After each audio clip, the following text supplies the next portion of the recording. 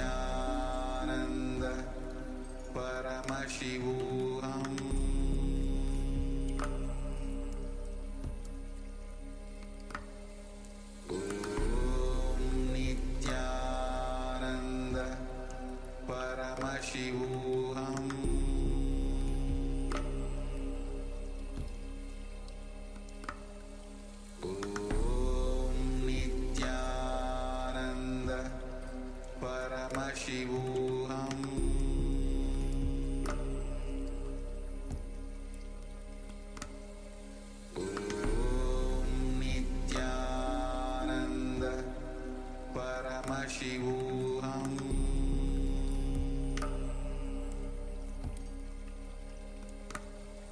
Om Nityananda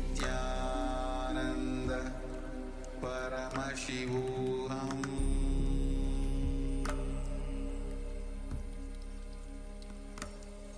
Om Nityananda Paramashivoham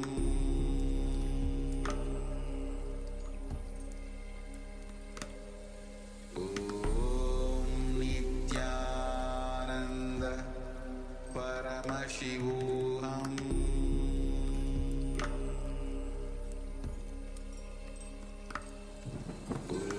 Om Nityananda Paramashivoham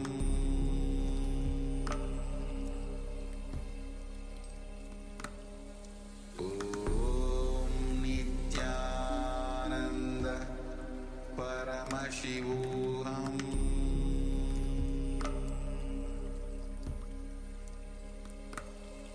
Om Nityananda Paramashivoham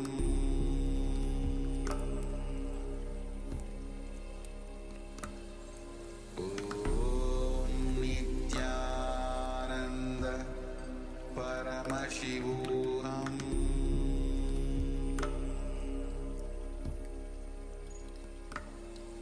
Om Nityananda Paramashivoham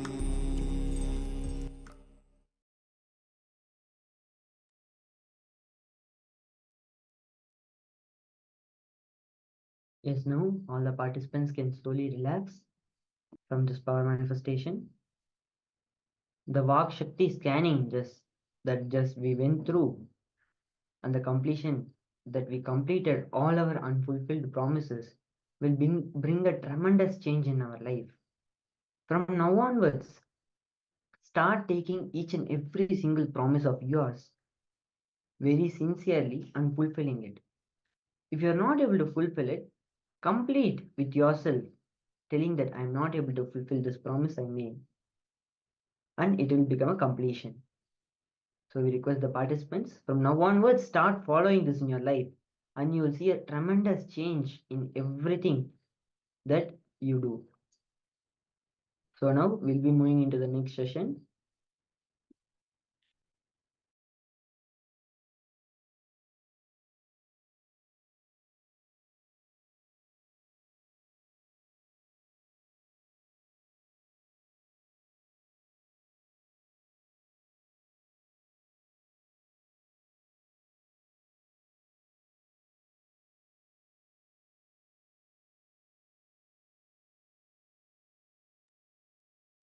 Now we'll be moving ahead and moving towards a very powerful discourse. Swamiji will be revealing how the life that we manifest around us, it is made in our own expression. Now, what does it mean? The inner image, the other's image, the life image that we have, based on that, we manifest life around us. How we perceive life, we manifest it outside. Now, there is a very unique aspect. We understand that when we are in dream, the whole dream is created by our consciousness. But the truth is, even the waking state is created from the same material. If literally the wax with which the dream state is created, with the same wax, even the waking state is made. So let us understand this deep spiritual truth, and we'll be woken up to the Turiya state, the awakened state, beyond the normal waking state, where all of us are there. We'll be awakened to the enlightened stage, where we can see the reality as it is. So, but before that, we need to understand that the material, the wax with which the dream state is made and the waking state is made is the same. So now let us understand this deep spiritual truth.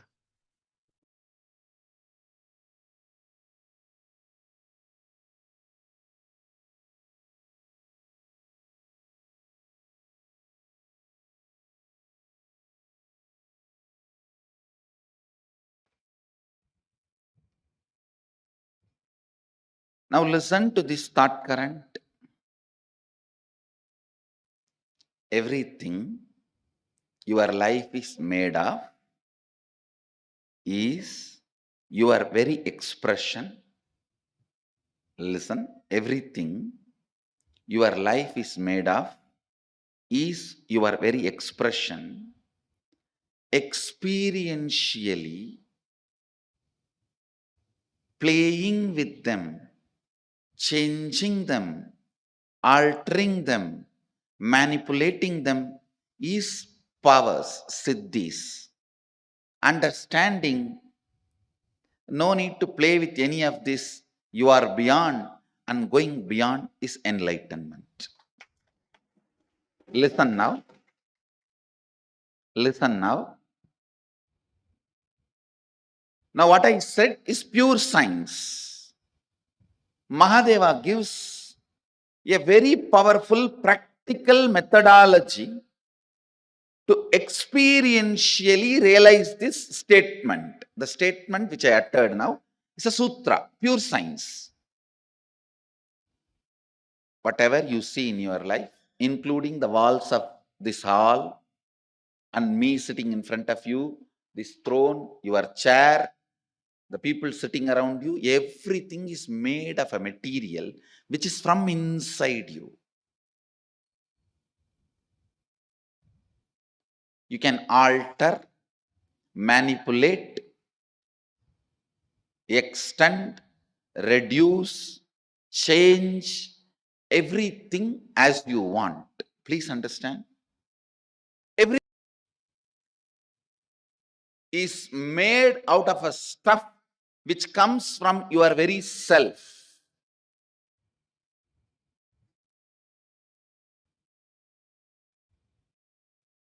The wax, the material in which your waking state is made and your dream state is made, that material is from you, inside you, just like cobweb.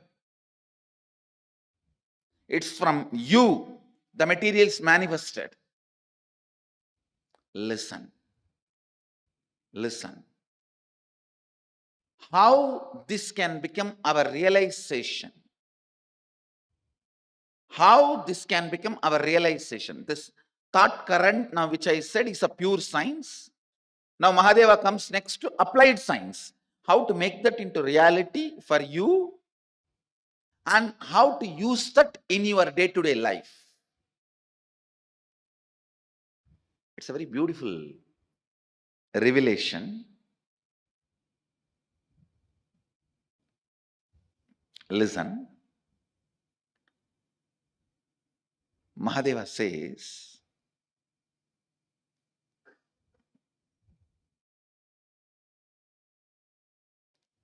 early morning, the period of Brahma Muhurta, where the so-called reality, waking state has not become 100% real for you, and the dream state has not yet become 100% dream state for you, where you are just moving in between. Brahma Muhurta, morning 4:30 to 6, where your inner space, some moments is in waking state, some moments in the dream state. Make use of that time to infuse some ideas into your system. Listen. For example, you are feeling life around you and inside you is very poor. You are not having enough resources. You want wealth. Try to play early morning, that 4:30 to 6, infusing yourself with the idea, let me manifest wealth. Your visualization should be more towards wealth, not towards moving away from poverty. Please understand, if you say, let me move out of poverty, you will be all the time visualizing poverty. No. Move towards wealth, visualizing wealth. The first thing will happen when you consciously play with your Brahma Muhurta consciousness. That is a unique consciousness. That's a unique time and space where you are neither fully awake, nor fully sleeping, nor fully dreaming. You are like a original material out of which you are made is available for alteration, transformation, manipulation. The material out of which you are made is available to yourself at that moment. Just few days from today to next Sunday, this 1 week, every morning, this Brahma Muhurta time, try to play with your consciousness. I gave you the example of money because that is the biggest problem everyone has. Whether you have or don't have, you have a problem. If you don't have some type of problem, if you have some type of problem,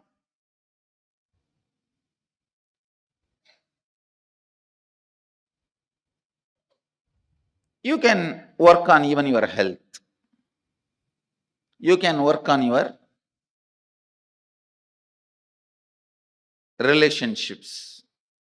You can work on your fulfillment, feeling alone, empty, lonely, on anything you can work. Try to visualize what you want to manifest. It will not take more than 3 or 4 days for you to realize actually you are setting the trend and thought current. You are setting the trend and thought current of what you want to express in that Brahma Muhurta time. Sleeping during that time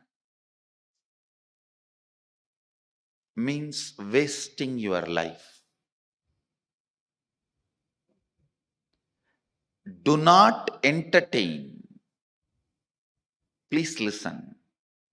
Do not entertain the thought currents which are not directly conducive for your life at those moments.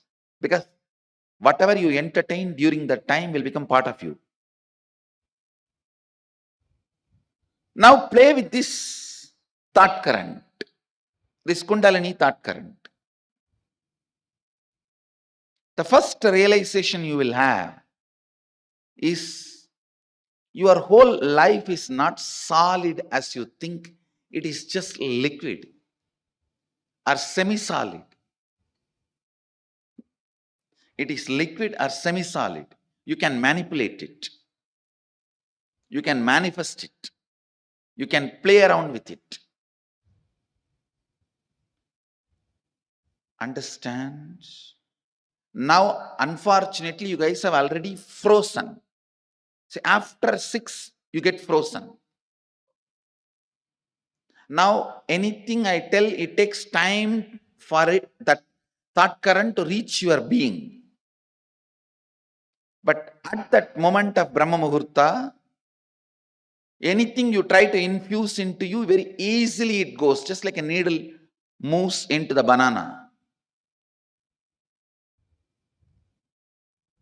It can just enter into your system. Meditate on this. This thought current can awaken your Kundalini.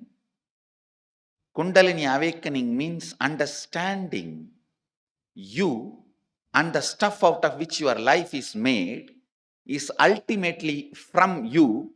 Because of that, you can transform, manifest, manipulate, play around, do anything you want with the stuff out of which your life is made. Understand,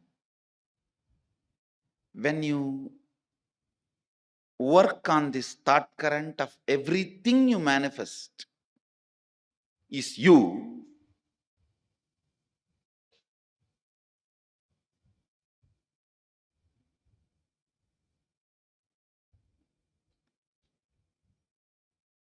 just work on it this week. In 2-3 days itself, you will understand the reality, the truth of this statement. I am not saying believe this statement, what I am uttering. No. It is too much, you can't even believe. You need to work with it. You need to work with this thought current. Next 1 week, every morning, 4:30, you have to get up in that boring, frustrated mood where you curse everyone around you and inside you for waking you up at 4:30. You curse the alarm, you curse the bed, you curse the pillow, you curse the fan, you curse the AC, you curse everyone around you, outside you, inside you, you curse your bathroom, you curse the bucket, you curse the wash basin, you curse the broomstick. So in that mood, stop cursing and put this idea, sit and think, contemplate. Swamiji said, me and my life, everything around me, inside me, I am manifesting that material, that stuff. If I see love, if I see anger, if I see frustration, if I see enmity, if I see friendliness, everything I see in my life, I perceive in my life, I experience in my life, all that is manifested from me.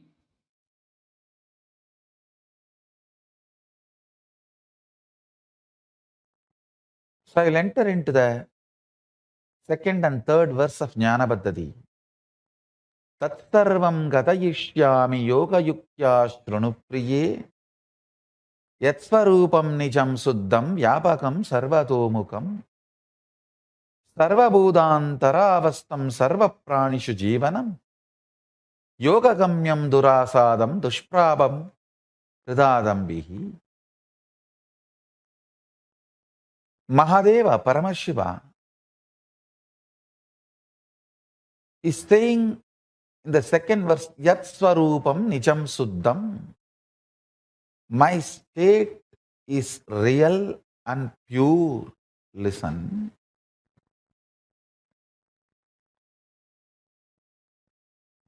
Yesterday I was revealing an important secret, the sacred secret. You need to decide to behave with yourself as Paramashiva. You need to be convinced. Blessed are those who are able to convince themselves that they are ultimate. Means they are able to crush the last delusion of self-doubt, self-denial, self-hatred. I tell you, bhakti should be the expression of the gratitude and powerfulness of everything you have been given, not from the attitude that you are separate from the source. Understand? I overflow with gratitude and bhakti to my Guru, not because I am separate from him, but because he made me realize he is me. Understand? The right understanding. Listen very carefully. The identity you carry in the waking state, identity you carry in the deep sleep state, identity you carry in the dream state, identity you carry in Turiya state and identity you experience in Turiyatita state. In all the 25 states of consciousness, each identity is independent. The moment you realize the undercurrent of all these 25 identities, your pure consciousness, which is the source of you and which is Paramashivam, all the 25 heads, 25 identities gets integrated. That is why Paramashiva is always described with the 25 heads. Means who has realized his 25 identity is in oneness with his source consciousness, pure Paramashiva, ultimate. As long as your identities play separate games, without getting integrated to the source, you continue to remain in suffering.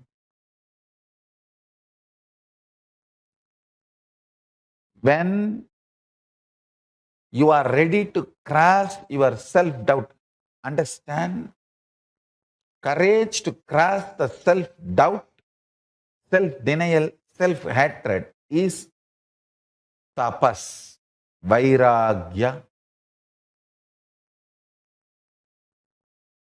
Ferociousness you need to cross your self-hatred, self-denial, self-doubt is called tapas.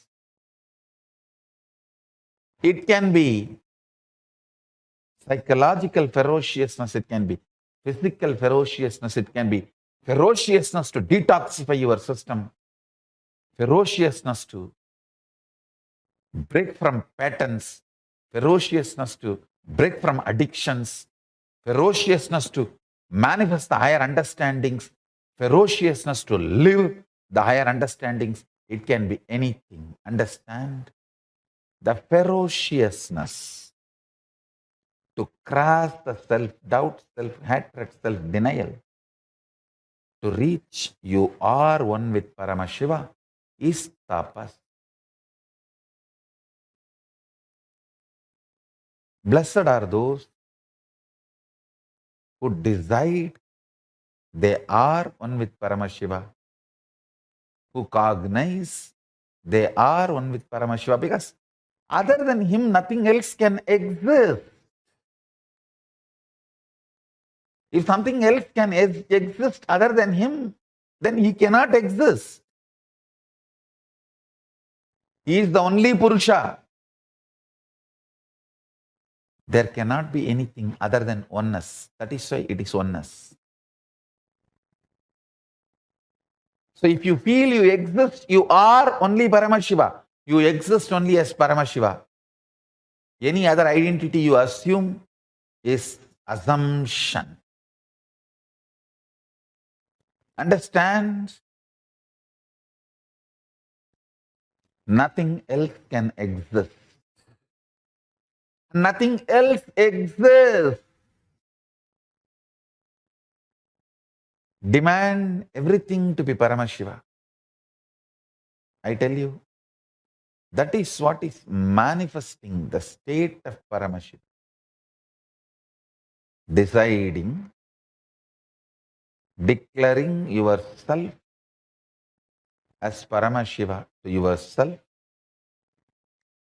intensely demanding yourself to be Paramashiva by yourself is what is manifesting the space, the state of Paramashiva. That is what is manifesting the state of Paramashiva.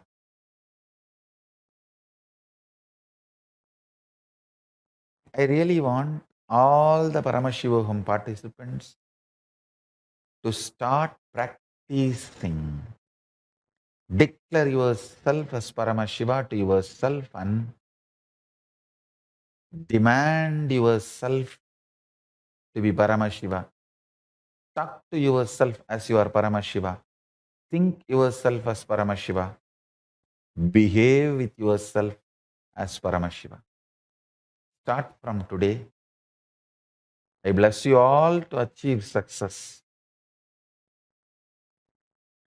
From today, behave with yourself as Paramashiva. Start manifesting the state of Paramashiva.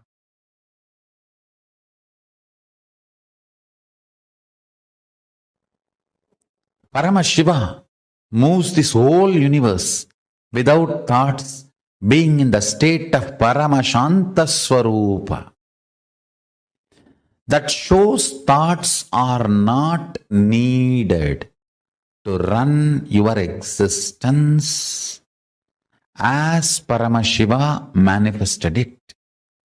Thoughts are your feeling something is missing, inadequate, not enough, incomplete. That insecurity, suffocation, incompletion, that generates something cranky, worms going in your brain.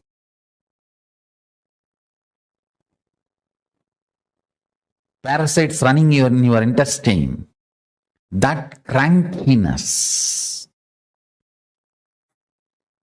the thoughts and thought currents generated by that crankiness is not needed to run your life. This is the most powerful, important cognition you need to cognize. Understand, Hinduism fundamentally does not believe in belief system or faith system. It very clearly explains the methodology of powerful cognition-based functioning system. I am not going to tell you, believe, you don't need thoughts to run your life. No. I am going to say, Shravana, listen, Manana, internalize, Nididhyasana, start living this powerful cognition. So the powerful cognition I am giving you now, Paramashiva, running the whole universe, much, much, much more than what we are running in our life. He is running it from the space of Paramashanta Swarupa, without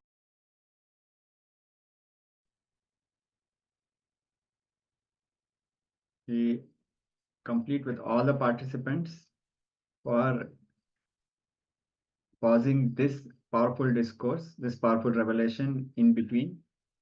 Now we are going to move ahead with the most awaited and delightful part of Paramashivoham. We are going to move towards darshan.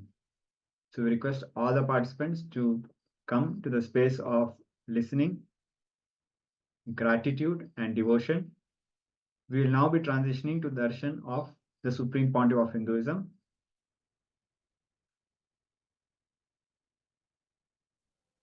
And in that Guru Gita, Paramashiva describes how do what you can.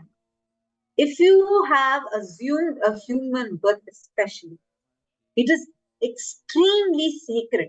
So do what you can to somehow reach the lotus feet of the Guru and experience Guru. And once you have that blessing, do Pada Puja to Guru and have the very water that washes his feet. Have that. He says in Guru Gita, Guru Padodakam Eva, Guru Rucheshta Bhojanam. This is the best space. Understand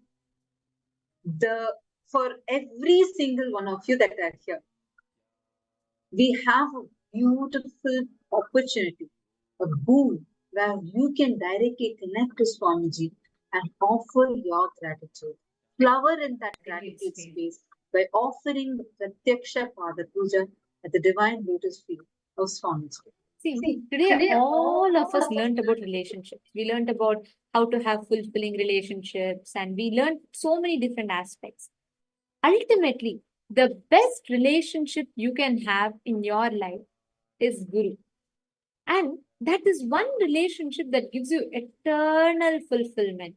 You experience that so much of healing from the very depths of your life, from the very depths of your being. And today, all the participants that are here, you have this unique opportunity to offer your gratitude to Swamiji in the form of Pratyaksha Pada Puja, and you can do so. There is a very special event that is happening on the 2nd of October. We're having Mahalaya Amavasya that's coming up, and we have on this occasion, you can offer Pratyaksha Pada Puja to Swamiji. That is the best day. Actually, on that day, anyone, all the participants that are here, any particular relationship who is not there in the body and you want to experience completion with them, and you want to experience the deep fulfillment, on that day you can offer the Pratyaksha Pada Puja to Swamiji, and you will have that healing, that fulfillment happen in all those dimensions. Listen carefully. Paramashiva tells, Gurureva Jagat Sarvam Brahma Vishnu Shivatmakam. Guru is, he is the whole world. He is beyond even Brahma, Vishnu and Shiva. Such is the place given to Guru. And connecting to Guru is the greatest of blessing that you can have. Most importantly, offering the Pratyaksha Pada Puja. Actually, traditionally, this ritual has to be done by every single being to directly offer your gratitude to the Master. Pada Puja, Pratyaksha Pada Puja is a unique celebration of expressing your overflowing deep gratitude to Guru. Let's just understand this word, Pada Puja. Pada means the divine lotus feet, the sacred feet of Guru. Pada Puja means honoring the Guru with a deep devotion, love, gratitude at his divine lotus feet. Understand, having Swamiji in our lives is the ultimate blessing that we have received. For each one of you, tell me how many of you feel like, God, it's just feeling like a miracle. Like it's never that we expected that you are going to have Swamiji in your life. You're going to even experience all these things. But you are seeing how now somehow wherever you are, I know so many people that are sitting here, the moment it is time for darshan, something will just catch hold of you and make sure you're here. That connection that you have, that deep devotion, that love, that feeling connection that you are having, which is again and again and again bringing you here, making you sit, wanting to have, behold that darshan of Swamiji. Understand, this is the greatest boon, greatest blessing that we have received. In Guru Gita, Paramashiva reveals, it tells, Jnanamulam Guru Murtihi, Puja Mulam Guru Padam, Mantra Mulam Guru Vakyam, Mukti Mulam Guru Kripa. Understand, the root and essence of all the meditations is Guru, the embodied form of the Guru. The root of all the worship, all the essence of all worship is the Guru's feet, Guru Pada. The root of all the mantras is Guru's Vakyam, in Guru Vak, the Guru's words. And the source of liberation is the grace, compassion of Guru. So he says, by all means, worship the Guru, offer your gratitude to Guru. Just we have a beautiful opportunity where during the Pada Puja, when anyone sits and connects to Swamiji, offers the Pada Puja to Swamiji, you directly experience the Shakti Pada with Swamiji, unique, like how a baby experiences the, when a mother has a baby in her womb, how do you think the food, the nutrients and all reach the baby? It is through the umbilical cord connection, right? That's the connection between the mother and the child, through which everything is transferred to the child. Same way, when you are having the space of gratitude, sitting and offering Pratyaksha Pada Puja to Swamiji, there is a unique connection that is built. It is like an energy tunnel, like an energy umbilical cord connection between Swamiji to you, where intense energy transmission happens, which is beyond the dimensions of time and space. I've seen many times, especially when many of the devotees who have seen